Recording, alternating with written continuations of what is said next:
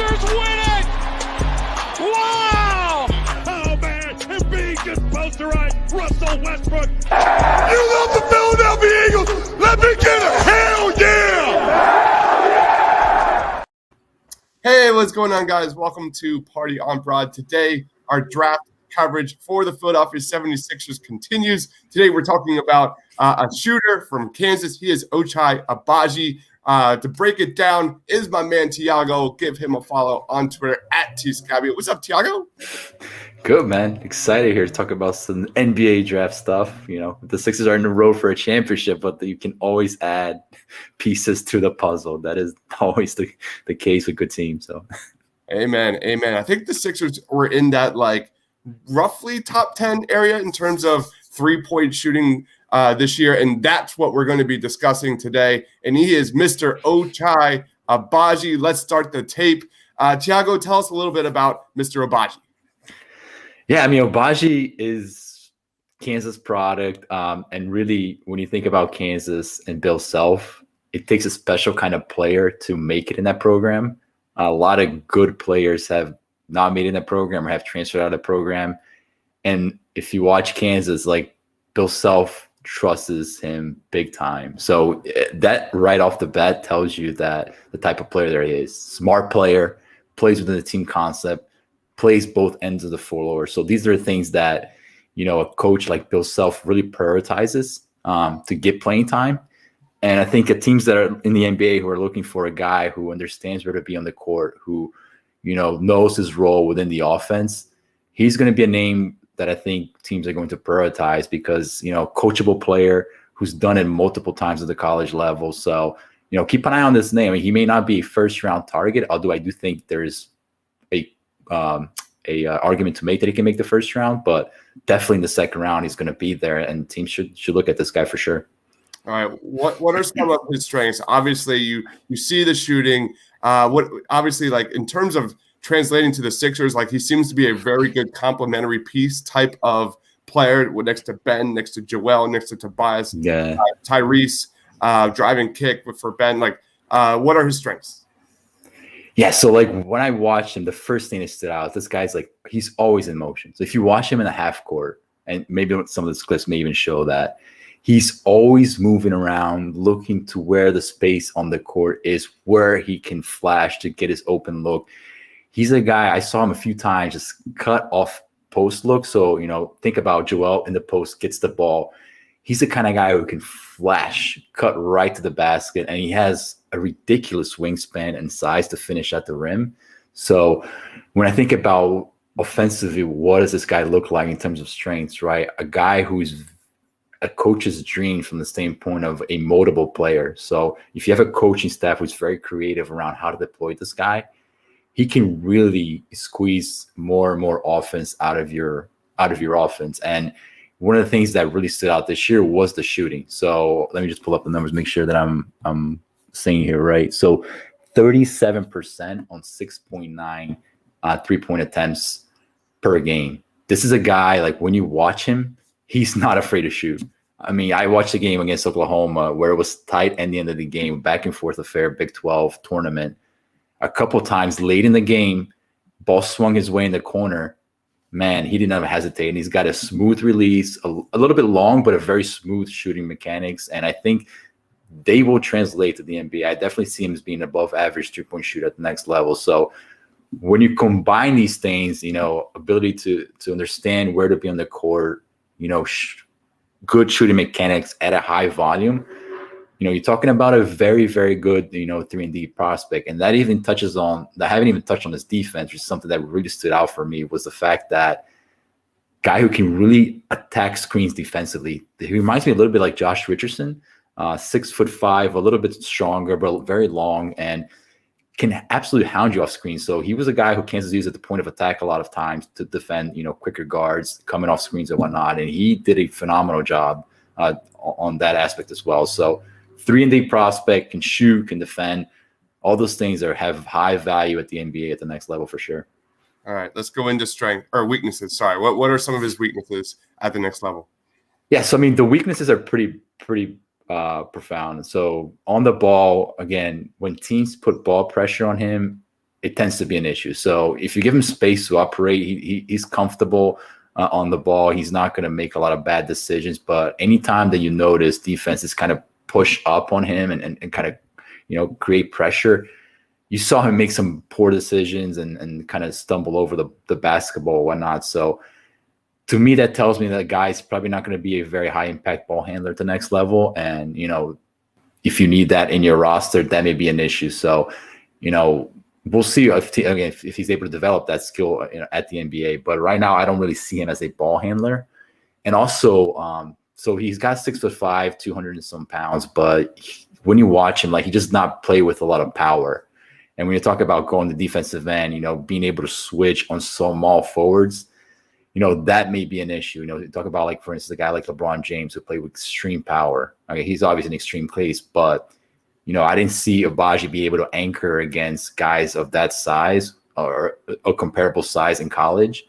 And also on the offensive glass, he really didn't stand out as a guy who can really attack the glass or make an impact, even defensively on the defensive glass. So, we'll see how that plays out at the NBA. But those are a couple of things that stood out for me as kind of negatives on his repertoire.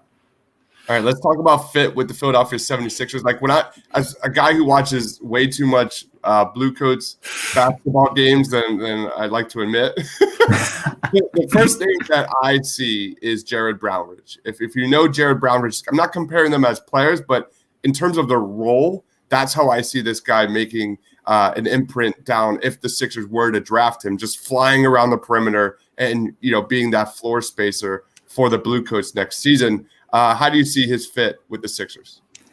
I mean, I love him, man. He's one of my favorite college players to watch. I'll be perfectly honest with you. I mean, he is fun to watch for the reason that I've stated. So, we think about Danny Green, right? Danny Green's I'm not comparing him to Danny Green, but if you watch Danny Green at half court, he's always moving around. He's doing his baseline walk and they figure out a way to get open and usually ends up in the corner wide open. I would love for Agbaji to have Danny Green by his side and be yo, just do this, and teach him the ropes of how to get open in the NBA. Because like I said, the shooting is real. I think it's going to translate. So I think the fit, and when you ask what the fit is, it's exactly that. We know what the offense of the Sixers is. It's Joel Embiid, it's Tobias Harris, right? So how do we get those guys when they're on the ball to see more passing outlets? And Agbaji is a guy who can be flash to the corner, flash to the wing. You'd be here, I'm here. If you're double, kick it to me, and I'm ready to shoot. So that's how I see the fit working out. Defensively, I love him as a guy who can potentially impact, the defending pick and roll. So we'll see, man. I mean, second round value for a guy like that who's been in college, who understands how to play the game. I think it's a no-brainer. So the Sixers finished 12th in the league. Well, there's one game left, but the Sixers are 12th in the NBA in three-point shooting in the catch and shoot. You look at the team here, Isaiah Joe, Shake Milton, Tyrese Maxey. That's kind of I'm really interested to see how this guy fits in with those guys. Because you look at Isaiah Joe, who just is an immense floor spacer. I'm really excited to see how his game gets to the next level this offseason. Same for Tyrese Maxey. We already know what Shake gives you. He struggled in the catch and shoot this year, but he's really turned it up over the last month or so. So do you see kind of that same? Do you see this guy being able to fit with that foursome in that backcourt? I mean, to be honest, I don't think the Sixers have an appetite for playing 4 or 5 rookies because of where they are with their win curve, right? So they're expected to win now, and you just can't win in the NBA by playing 4 or 5 rookies. You can ask many teams are a perfect example of that, but. If we're going to talk about if the team having to make an improvement, adding another, star level player to the roster, that means it's going to cost you, assets. So it's going to cost you a Max, it may cost you a Paul Reed, maybe cost you maybe even a Matisse Thybulle, if you're depending on who you're looking to target, if that's more his path moving forward. So your asset base is going to come down. And that's where Agbaji comes in, because again, if you take him the second round, the guy who's ready to play. So maybe you no longer have a Max, you no longer have an Isaiah Joe, but now you have an Agbaji come in and serve a little bit of that, off ball, kind of wing 3-and-D kind of prospect role. So there's always room in the NBA for guys who shoot 3-pointers and defend. And the Sixers regardless of where they're at, in terms of, win now, win later, it does not hurt to get these guys, stash them, have them ready, because when eventually you're going to need them, whether through injuries, through trades or whatnot. So I think there's a fit is there even now. It's a question if they see it the same way or not. All right. The draft goes down late July. Me and Tiago are going to be pumping these out over the next several weeks. Just want to make sure everyone, please be sure to like, comment, subscribe here. If you love the NBA draft, if you love the Sixers, be sure to subscribe and turn on notifications because a lot more is coming. We've got, if you love that highlight reel for Ayo Dosunmu or Ochai Agbaji, both of them are up, and we'll be pumping these out. So, Tiago, anything you want to plug, bro? Yeah. Just finishing up my article about the playoffs. The Sixers they're gonna have some fun, man. Like, it's not gonna be an easy road to the finals. They can get there, but there's some roadblocks on their way. So make sure to check that out. Yeah, man, I can't wait. Yeah. I've been kind of sleeping. I've been in like dormant mode like the last couple of weeks. I'm just like waiting for this, and now we got it. The number one seed went to the Philadelphia 76ers last night, and now it's time to get down to business. Yeah. Now it's time to get down. And they got your guy, man. They got your receiver, so Yeah, man.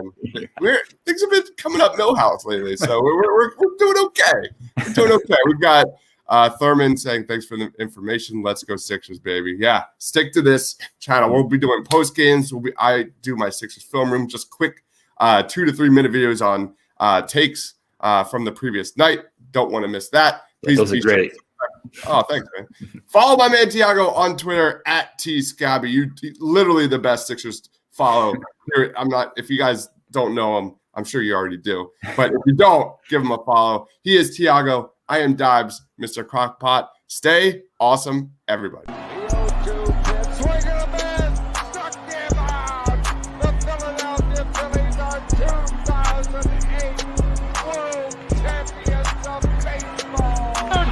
Sixers win it!